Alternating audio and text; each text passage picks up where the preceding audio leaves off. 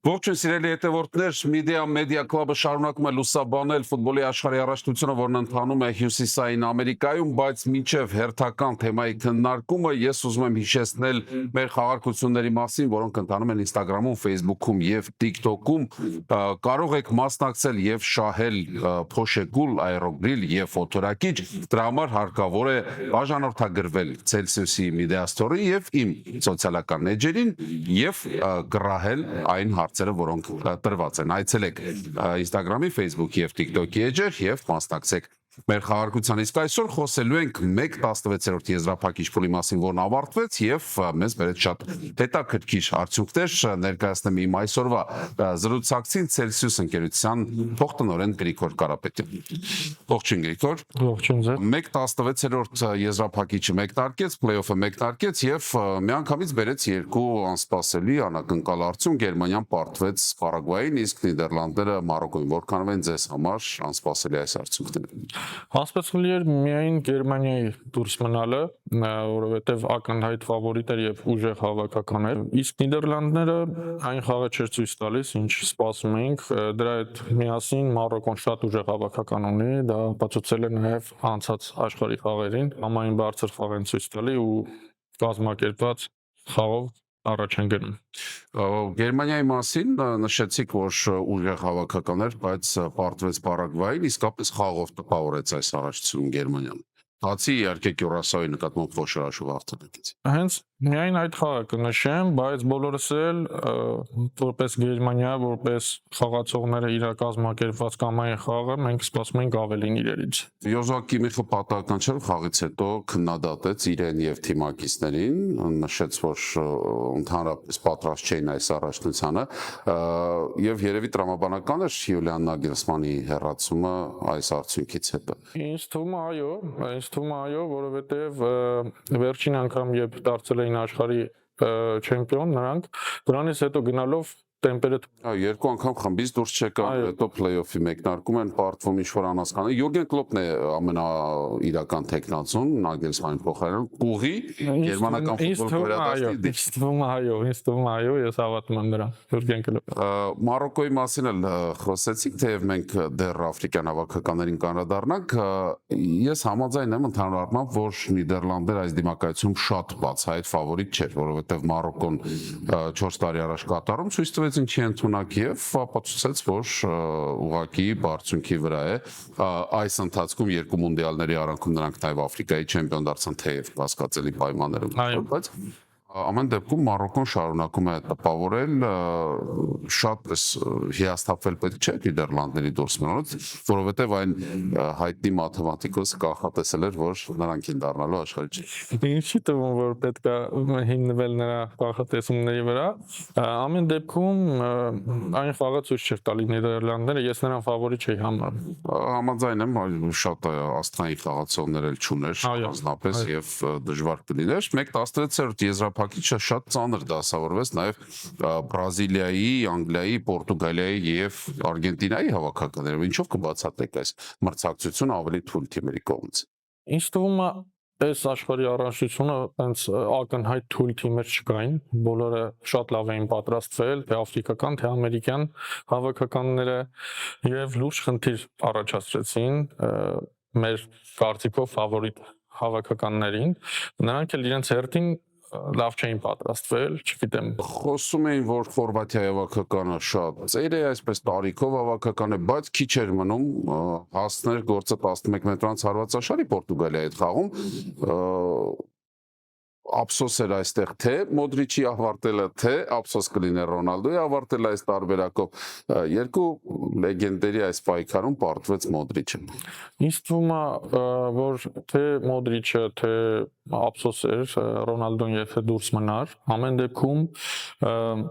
Խորվաթիայի հավաքականը վաղուց պետք է թարմացվի, միշտ լսում ենք ճիշտ է առաջնորդը ու ինչպես տորպեդո Մոդրիչը տանում է իր հավաքականին, բայց վաղուց պետքա զարմացրի, բայց ինչ խոսք հազիվ դուրս եկավ Պորտուգալիայի հավաքականը ու ինձ թվում է ամբողջ աշխարհը սպասում է այդ սառը դիմակայությանը, այդ Ռոնալդո Մեսի Դե դա միայն եզրափակում կամ երրորդ տեղի համար խաղում կարող է լինել, դրան դեռ պետք է սպասել, որովհետև Պորտուգալիայի ճանապարհը իսկապես բարդ է եւ ինչպես կյանքը ցույց տվեց Արգենտինայի համար էլ հեշտ չէ, միջև Արգենտինայի մասին խոսելը Բրազիլիան Ճապոնիային դժվարություններով բայց հաղթեց, Անգլիան Կոնգոյին նույն տարբերակով հաղթեց, իսկ ինչ կատարվեց աշխարհի գործող չեմպիոնի հետ, ինչու Կաբո Վերդեն հանկարծ այսպիսի բարդ մրցակից դարձավ բոլորի համար, իսպանացիներին չպարտվեց Ուրուգվային, չպարտվեց Սաուդյան Արաբիային, չպարտվեց, հիմա էլ Արգենտինային հիմնական ժամանակում ամենայնպես Ինձ թվում է շատ լավ էին պատրաստվել ու կնշեմ շատ ուժեղ դարպասապայի խաղը, որից որ շատ բաներ կախված ու շատ գնդակներ փրկեց, շատ սեյվեր արեց եւ շատ լավ էին պատրաստվել, ինչպես ասում եմ, այս տարի ամերիկյան ու աֆրիկյան թիմերը շատ լավ էին պատրաստվել։ Ճիշտ է, ունեն խնդիր եզրագծում, հարցակողական գծում գնդակը տանում են դեպի հակառակորդի տուգանային հրապարակ, բայց վերջնական եզրափակում չեն կարողանում անել, հիմնական խնդիրը դա է, բայց կամային խաղը շատ բարձր է։ Յուրաքանչյուր մունդիալ մեզ բերում է մի ինչ-որ հաջողության պատմություն, այստեղ երևի Ոզինյանն է, գլխավոր հերոսը, որը նախ փայլեց իր խաղով եւ հետո Արգենտինայի հետ խաղից հետո նա դարձավ Instagram-ում ամենաշատ հետևորդ ունեցող դարպասապահը շրջանցեց Տիբո Կուրտուայի եւ այս ընթացքում մինչեւ մենք զրուցում ենք նրա հետևորդների թիվն ավելանում։ Այո, ու ինձ թվում է նրա բացի հետևորդները նրա գինն էլ ու հետաքրքրությունը Դե 40 տարեկան է, բայց Բրազիլիայի B սերիայից է նրանով հետաքրքրվում, հաշվի առնելով իհարկե տարիքը, բայց ունիկալ է կարծում եմ այն փաստը, որ միայն Արգենտինայի հետ խաղի ընթացքում 1 միլիոնով ավելացան նրա հետևորդները։ Այո, տպավորիչ է։ Սա շատ տպավորիչ է։ Անդրադառնանք տանտերերին, Ամերիկայի Միացյալ Նահանգներ, Մեքսիկա, Կանադա, երեքն էլ դուրս եկան 1/8 եզրափակիչ։ Ինչպես սա բացատրել։ Ճանապարհներ ավելի հեշտ, թե նրանք խաղով իսկապես արժանի։ Ինձ թվում է թե մեկը թե մյուսը Ամերիկայի Միացյալ Նահանգները եւ Մեքսիկան շատ լավ խաղ ցույց տվեցին եւ ասում եմ վերջի աշխարհի առաջնությունների ժամանակ Ամերիկան գնալով ուժեղանում է, Մեքսիկան միշտ եղել է ուժեղ մրցակից բոլորի համար, իսկ Կանադայի համար ինձ թվում է օգնեց անպատերը, այսպես ասած, չեմ համարում այդ երեքի մեջ ուժեղ։ Այդ երեքի մեջ երևի այո, ամենաթույլը կարելի է Կանադային համարել, որովհետև մրցակիցն էլ հարմար էր եզրափակչում եւ իհարկե աֆրիկյան հավաքականների մասին նրանք 10-ն էին այս մոնդիալում, 9 դուրս եկավ play-off, Թունիսից բացի բոլորը դուրս եկան, բայց 1/16 եզրափակչում իսկական ջարդ սկսվեց եւ հաղթարեցին այս փուլը միայն Մարոկոն ու Եգիպտոսը։ Ինչ չի բավականացնում աֆրիկացիներին։ Ես քիչ առաջ նշեցի, որ կամային բարձր խաղ են ցույց տալիս եւ տիրապետում են շատ անգամ գնդակին, բայց գնդակը չեն կարողանում եզրափակել ու այդ տեխնիկան չունեն, այդ խաղացողները չունեն, ովքեր որ կարող են տիրապետել գնդակին, չգիտեմ, ասում կոպիտ ասած, գոլ խփող հարված անող չունեն։ Երկու օրինակի վրա քննարկենք, եթե Կաբո Վերդեի մասին խոսեցինք, նրանք արեցին առավելագույնը, բայց ի վերջո տանոլ տվեցին աշխարհի ուժեղագույն հավաքականին, ամենայն դեպս ըստ FIFA-ի վարկանիշի եւ տիտղոսների եւ սա տրամաբանության մեջ կարելի է տեղավորել, բայց օրինակ Սենեգալի հավաքականը ամեն ինչ շատ լավ արեց, հաղթում էր 2-0 հաշվով 5 րոպե էր մնում հիմնական ժամանակի արդեն, բայց համարձակվեցին դուրս մնալ։ Այսա բնորոշում է ձեր ասածը, որ ինչ որ բան չի բավականացնում վերջին պահին նրանք չեն հավատում երևի իրենց հաջողությանը։ Չեն հավատում կամ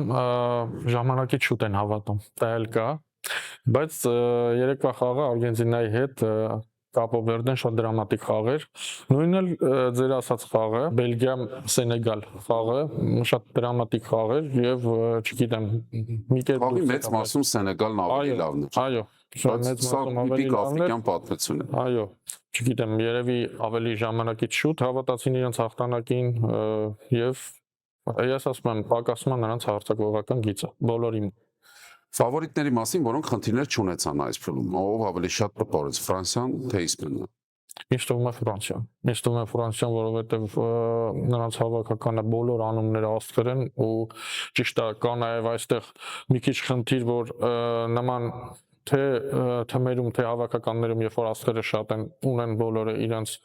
բնավորությունը ու խաղային ոճը, դրա համար դժվար է ստացվում իրենց խաղը, բայց դա գալիս է մարզիչից, իմ կարծիքով։ Իսկ եթե մարզիչը փոխվի, Ֆրանսիայի հավաքական ինձ թվում է մյուս տարի եւ դրան հաջորդող տարիներ ավելի ուժեղ կլինեն։ Ավելի ուժեղ լինեն, որովհետև նկատի ունեք Զինեդին Զիդանն է լինելու, թե ով էլ լինի։ Չէ, Զինեդին Զիդանն է լինելու եւ հակառակը Դեշամը մի քիչ պաշտպանողական խաղ է խաղում։ Դե պաշտպանողական է թե ինչ, բայց արդեն մոտ 10 տարի Ֆրանսիայի հավաքականը պահում է իր մակարդակը եւ ամենաբարձր տեղերի համար է միշտ պայքարում։ Ամենամեծ ձախողումը թերևս կարելի է տնային եվրոն համարել 2016-ից, երբ այդպիսի կազմով տանը չկարողացան չեմպիոն դառնալ։ Եզրափակում, բայց Պորտուգալիային պարտվեցին ամեն դեպքում։ Նորվեգիա եւ Շվեյցարիայի մասին շատ էին խոսում մոնդիալից առաջ, մենք կարող ենք շարունակել նրանց համարել թաքնված ֆավորիտներ։ Նորվեգիային այո, կարելի է համարել թաքնված ֆավորիտներ, չեմ ասում, որ հասնելու են եզրափակչին, բայց շատ խնդիրներ կարող են առաջացնել շատ հավաքականների, կամ այն բարձր խաղ են ցույց տալիս։ Հալանդը, Սորլոտը, Էդեգորը շատ լավ, նրանք նույնպես տանում են առաջ իրենց հավաքականին, բայց չեմ համարի, որ հասնելու են եզրափակիչ կամ կիսաեզրափակիչ։ Իսկ Շվեյցարիային ոչ։ Շվեյցարիան ոչ, թե Շվեյցարիան այսպես լուռ ու մունջ իր գործն անում է, համեստ հաշիվներով է, թե ինչ է հաղթում է, բայց շարունակում է իր ճանապարհը եւ փաստ չէ, որ հասել է իր գագաթնակետին Շվեյցարիան, որովհետեւ արդեն անցնենք 1/8 եզրափակչի զույգերի քննարկմանը, Շվեյցարիան խաղալու է Կոլումբիայի հավաքականի հետ եւ այնպես չէ, որ չի կարող հաղթել։ Ես կարծում եմ Կոլումբիան պետք է հաղթի, որովհետեւ շատ ուժեղ հավաքական է նորից անցած աշխարհի խաղերից կամ աշխարհի առաջնությունից եւ այլ առաջնություններից նա ցույց է տվել, որ շատ լուրջ մրցակից կարող է լինել եւ այս տարի երևի Խամես Ռոդրիգեսի վերջին աշխարհի առաջնությունը։ Այո, բնականաբար, բայց այնպես չէ, որ հիմա Խամեսը առաջատար է, ինչպես 2014։ Դե ամեն ինչ անում է, որ տանի առաջ հավաքականը Թեկուզ իր հեղինակությամբ։ Այո։ Մեկ կորուստ ունեցավ Կոլումբիայի հավաքականը լուրջ կորուստ Ղանայի հետ, բայց ուժեղ հարձակողների պակաս առանձնարարել չունի Կոլումբիան, այո, այստեղ երկու տարբեր մշակույթների բախում է հետաքրքիր, տիպիկ եվրոպական ֆուտբոլն ընդդեմ հարավամերիկյան, ես մեծ հետաքրքրությամբ այս խաղին սպասում եմ, այս զույգի հաղթողը խաղալու է Արգենտինա-Եգիպտոս զույգի հաղթողի հետ, Արգենտինան հետևություններ կանի, Եգիպտոսը կարող է կրկնել Կապո Վերդեի հաջողություն։ Երեկվա խաղից եզրակացություն կազմելով ոչ, չի կարող ինչ-որ խնդիրներ առաջացնել Արգենտինայի համար եւ ձեր ասածի պես արդեն հետևություններ է արել Արգենտինան, սխալները վերլուծել է, ինձ թվում է եւ չի կրկնի նույնը։ Տանտերից մեկը Մեքսիկան, որն ի դեպ գոլ բաց չի թողել, ինչեւ հիմա խաղալու է Անգլիայի հետ, խաղալու է կրկին Ացտեկայում, կրկին հսկայական աջակցությամբ, բայց խաղալու է այս պայծրությամբ մինչեւ հիմա հանդիպած մրցակիցներից ամենալուրջը։ Կարող է Մեքսիկան եւս մեկ անակնկալ մատուցել հաղթելով շատ ուժեղ։ Կարող է, ինձ թվում է կարող է լինել երեկվա սցենարով, Արգենտինա Կապո Վերդե սցենարով եւ կարող է գնդակներ բաց թողել Անգլիան։ Ունի շատ լավ բարձր մակարդակով խաղացողներ, հարձակվողներ, բայց Մեքսիկան էլ շատ ուժեղ մրցակից է։ Իսկ այստեղ Անգլիան խնդիրներ կարող է ունենալ, ես չեմ համարի, որ Անգլիան հստակ ֆավորիտ է այս խաղում։ Բրազիլիան Նորվեգիա թվում է բաց ֆուտբոլի, գոլառատ ֆուտբոլի, այսպես ակնկալիքին կունենալու, փառատոն է գոլերի լինելու, կլինի այդպիսի խաղ, թե Կարլո Անչելոտին ամեն դեպքում Կարլո Անչելոտի է եւ թույլ չի տա անգամ բրազիլացիներին շատ բացվել։ Չեմ կարծում, որ գոլառատ խաղ է լինելու, բայց դա հարց է, այսքան ժամանակահատվածում Կարլո Անչելոտին լուծել է խնդիրները, որտեղ կային խնդիրներ, թե պաշտպանողական գծում, թե հարձակողական գծում, բոլոր աստղեր են, լավ անուններ են, բայց չգիտեմ, մինչև հիմա իրենց խաղը չէր ստացվում։ Մեղմ է ասած չէր ստացվում Բրազիլիայի խաղը, ինչը որ ակնկալում էինք։ Դե Բայց ինձ թվում է ժամանակները փոխվել են, բրազիլական ֆուտբոլ կոչվածը այլևս Բրազիլիայի չի առանձնացնում, ավելի այսպես տեխնիկապես հարուստ հագեցած թիմեր կան, քան Բրազիլիան, ինչքան էլ զարմանալի է, բայց անձամբ ես Կարլո Անչելոտիի ֆենոմենին հավատում եմ, որ նա կարող է շատ հեռու տանել իր։ Այո, ես էլ եմ հավատում։ Բազմաթիվ խնդիրներով, որոնք մենք տեսանք Սենեգալի հետ խաղում, Բելգիայի հավաքականը, մրցելու Ամերիկայի Միացյալ Նահանգների հետ, ինչ սպասել այստեղ։ Ինչ սպասել, ինձ թվում է այս խաղում ֆավորիտը Ամերիկայի Միացյալ Նահանգներն է, որովհետև Բելգիան ունի լուրջ խնդիրներ, եթե խաղավերջում նոր որոշեց միացնել շարժիչը, չգիտեմ, կստացվի Ամերիկայի Միացյալ Նահանգների հետ թե չէ։ Այսօր բացում է 1/8 եզրափակիչ փուլը Կանադա-Մարոկկո հանդիպումը, վերջ, հասավ Կանադան իր ճանապարհի վերջն է։ Ինձ թվում է այո, որովհետև Մարոկկան ուժեղ հավաքական է եւ մակարդակով մի քանի անգամ բարձր է Կանադայի։ Նույնը երևի Պարագվայի մասին ասենք, որ Ֆրանսիայի հետ է խաղալու։ Դժվարությամբ ինձ թվում է քիչ հաշվով, բայց